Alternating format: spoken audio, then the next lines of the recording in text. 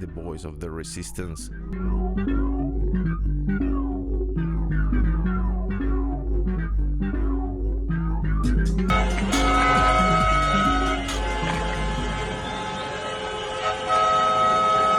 La crisis se intensifica en Perú. Según una encuesta del Instituto de Estudios Peruanos, el 86% de los ciudadanos desaprueba al Congreso, mientras el 31% aprobaba la labor del entonces presidente Pedro Castillo, el 61% de personas rechazaba su gestión. Esta es una muestra de la complejidad de la crisis social. No solo gente protestando en las calles, sino un profundo rechazo de la mayoría de personas a los altos mandos de las instituciones democráticas fundamentales.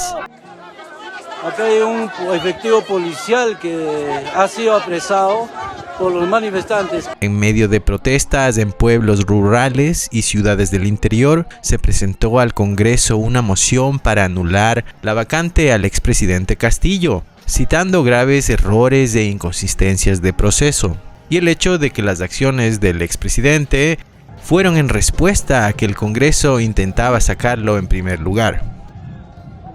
Para obtener un análisis más profundo de la crisis sociopolítica y la lucha por el poder en el Perú, hablamos con Javier Torres, periodista y antropólogo, exsecretario de la Coordinación por los Derechos Humanos. Es un antropólogo que trabajó por más de una década con comunidades campesinas e indígenas. Reconocido analista político, Javier dirige Noticias SER, un medio independiente local. La crisis política peruana efectivamente es una fuerte disputa muy intensa por el poder y por el control del gobierno ya desde hace varios años. Esto no empezó hace una semana, esto en realidad viene desde el año 2016, en el que por primera vez en una elección de los últimos 50 años, ¿no? Una candidata no reconoció la victoria del ganador. Me refiero a Keiko Fujimori, lideresa de Fuerza Popular, que el 2016 no aceptó su derrota frente a Pedro Pablo Kuczynski, le hizo una oposición brutal en el Congreso, y bueno, Kuczynski terminó renunciando por acusaciones de corrupción, pero con una mayoría totalmente obstruccionista. Luego asumió el presidente Vizcarra, este presidente cerró el Congreso. Luego ese Congreso se eligió un nuevo Congreso, y el nuevo Congreso electo terminó vacando al presidente Vizcarra también. Tuvimos una gran crisis con movilizaciones a nivel nacional, pero con el epicentro en Lima, el presidente que había reemplazado a Vizcarra en el año 2020, el señor Manuel Merino, congresista, cayó a la semana de haber asumido el cargo. Tuvimos otro presidente de transición, el señor Sagasti, y así llegamos al 2021, en el que por segunda vez Keiko Fujimori, al ser derrotada, no acepta los resultados. Pero además, en este caso, no solo no los aceptó, sino que abiertamente denunció un fraude que nunca existió. Esto hay que decirlo, ¿no? Y a partir de ahí tuvimos varios pedidos de vacancia contra el presidente Pedro Castillo. Entonces, hay una lucha por el poder, sí. De un lado, una oposición, vamos a decir, de ultraderecha en el Perú, que no reconoce sus derrotas cuando se producen.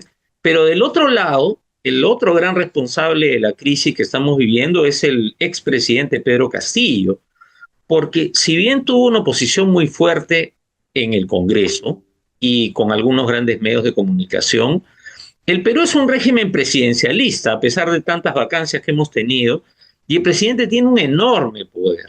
Es decir, el presidente puede gobernar y hacer muchas cosas sin pasar por el Congreso, salvo en el caso de reformas legislativas. Y lamentablemente la gestión de Pedro Castillo fue pésima, ¿no? Fue una gestión donde cada gabinete que nombró, hemos tenido varios, casi 6 gabinetes con Castillo, y más de un centenar de ministros, nombró a personas que no estaban calificadas para los puestos, que no tenían ni las dotes políticas ni las dotes técnicas, es decir, ni lo uno ni lo otro, ¿no? Y respondió a una lógica de cuoteo de poder que puede ser absolutamente natural en un régimen parlamentario o en un gobierno que es producto de una coalición política. Pero el problema es que el cuoteo no respondía a ningún plan. Entonces, además de la confrontación con el ejecutivo, con el legislativo, además de eso, Pedro Castillo tuvo permanentemente gabinetes donde los ministros se confrontaban entre sí, ¿no? Y, como digo, no cumplió con sus promesas. Una de las más importantes fue la llamada segunda reforma agraria, que era una propuesta del presidente de una atención especial al sector campesino del Perú, que es un sector que estaba muy golpeado por la pandemia, además, pero ni siquiera eso hizo. Y creo que es un buen ejemplo porque en ese caso no pasaba por ninguna ley que había que aprobar en el Congreso, era simplemente implementar políticas públicas y el gobierno no lo hizo.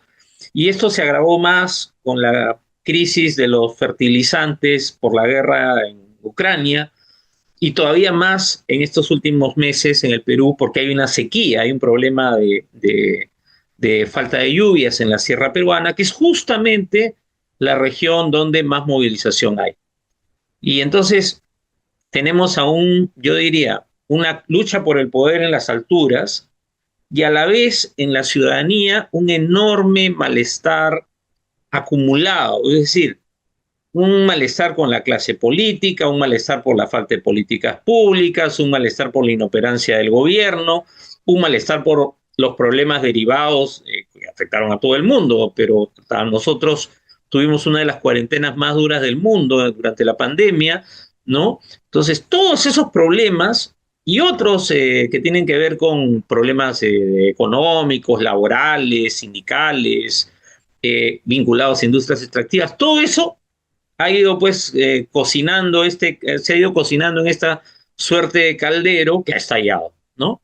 Yo diría que eso es lo que está pasando en el Perú, no es como que todo ese acumulado estalla y cuando la gente sale y dice cierren el Congreso, que es la gran demanda en muchas regiones del país y que las encuestas además lo dicen, lo que está diciendo la gente es que está harta de una clase política que no responde a las necesidades y a las demandas de la población y que vive aislada en sus confrontaciones entre los diferentes sectores que hay en el Parlamento Nacional. Claramente esta confrontación de clase me recuerda a lo que pasó en Ecuador, donde hubo una década entera de inestabilidad, de revoluciones y revueltas, y de esa década de inestabilidad surgió un líder que gobernó por 10 años, el cual es Rafael Correa.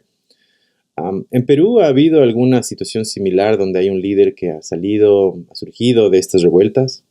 En el Perú, justamente, una de las manifestaciones de la crisis política, o una de las causas de la crisis política es la carencia de liderazgos, ¿no? No tenemos ni lo que hay a nivel político, estoy pensando en quienes compitieron en las elecciones del 2021, del 2016, ¿no? Tienen la capacidad como para asumir la representación de quienes están movilizando.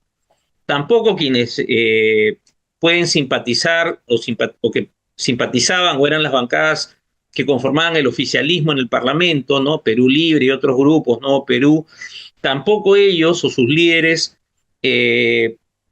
tienen, yo diría, autoridad o legitimidad frente a la gente que está protestando.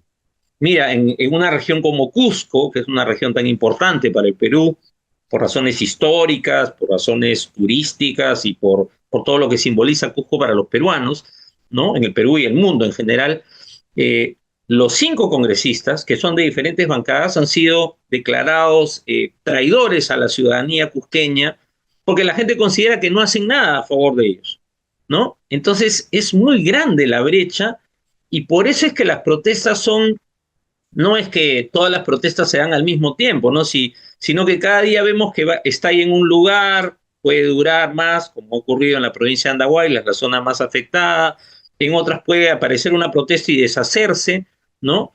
Y el riesgo es que esto pues genera una sensación de anarquía de su gobierno, ¿no? E incluso la misma presidenta Boluarte, ¿no? Hasta ahora no ha mostrado mayor capacidad de gestión de la crisis ni liderazgo, ¿no? Uno ve a una persona que no ha terminado de asentarse en el puesto, ha nombrado un primer ministro que está a punto de ser cambiado, ¿no? En menos de una semana, ¿no? Eso te da un poco te expresa la naturaleza y la gravedad de la situación. Y no, uno no ve, pues en el Perú no hay pues un Evo Morales, un Rafael Correa, ¿no? Hay algunos que quisieran asumir ese rol, pero incluso a este líder político que estuvo preso tantos años, Santauro Humala, tiene una ideología nacionalista que algunos creen que es de izquierda, pero está mucho más cercana al fascismo, ¿no? Y que quiere fusilar a todo el mundo.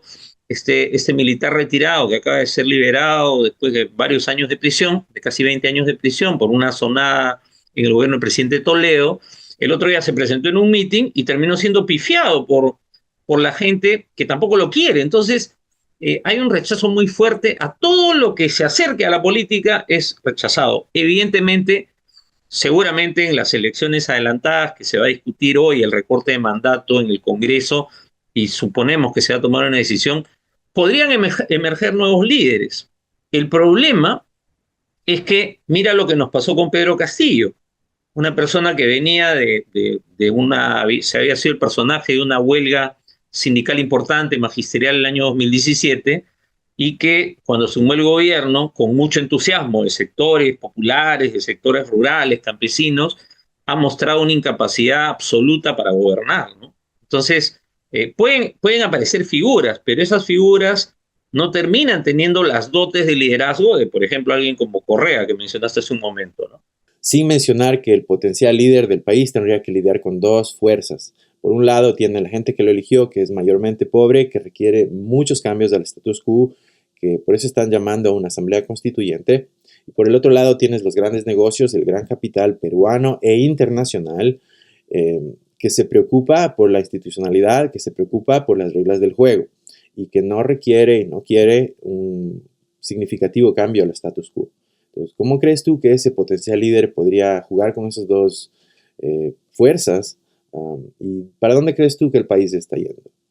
Bueno, mira, en este momento es muy difícil decir que vamos a ir en un sentido o en otro, ¿no? Porque si bien tienes un sector importante de la población movilizada, también tienes otro sector que en este momento más bien está quejándose porque no puede trabajar, porque no puede desplazarse, porque no puede viajar, no tenemos varios aeropuertos cerrados en este momento, ¿no? Porque los precios se empiezan a encarecer y lo peligroso pues es que termine por esta falta de liderazgo siendo una pelea de gente contra gente, que sería lo peor, ¿no?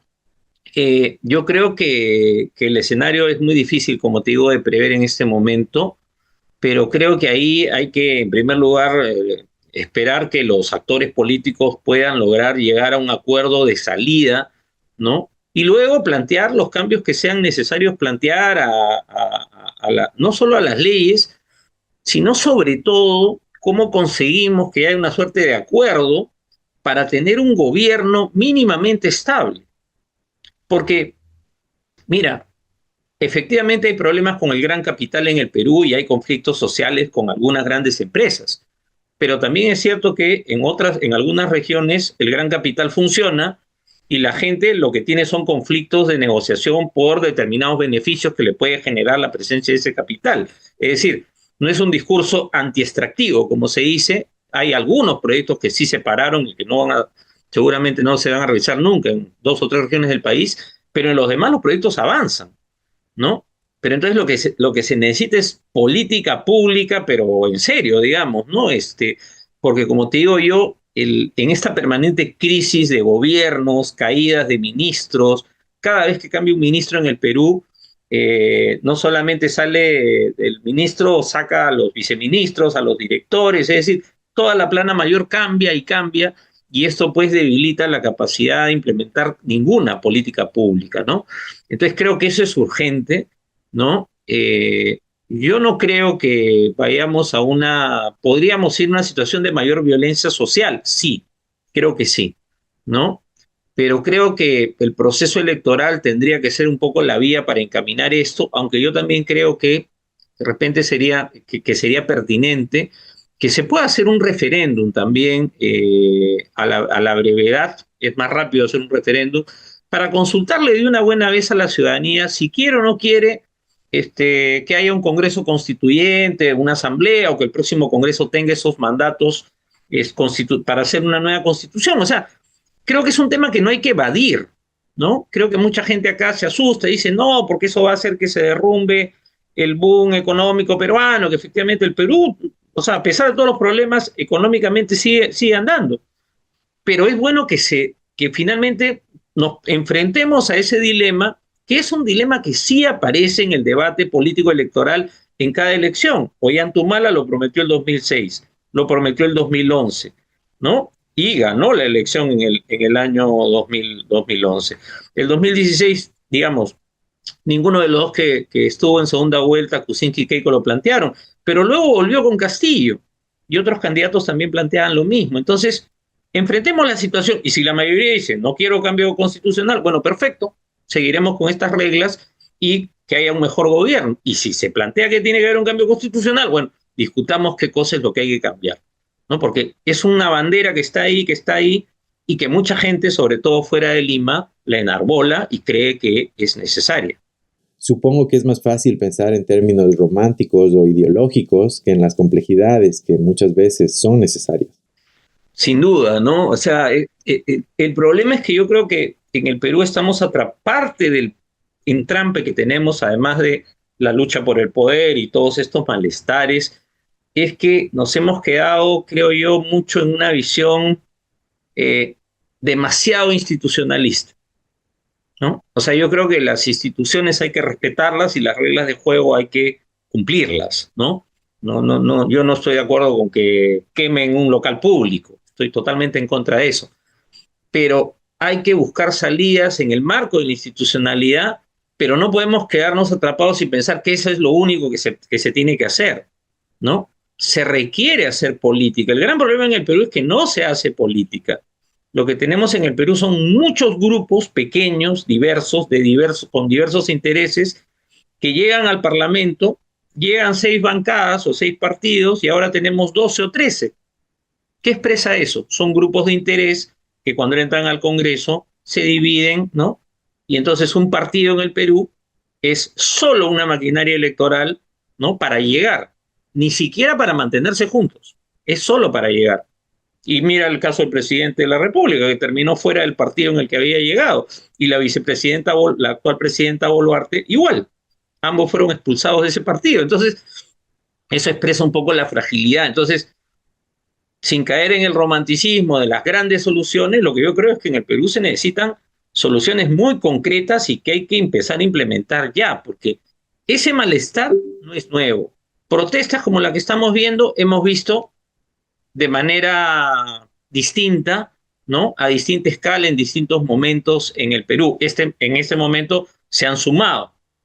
Pero esto ya lo hemos vivido. Llevamos 25 años en este plan y en Lima, sobre todo en los círculos de poder, no se termina de entender pues que hay que, como digo yo, tomar el toro por las astas y hablar con la ciudadanía y recoger lo que la ciudadanía plantea, ¿no?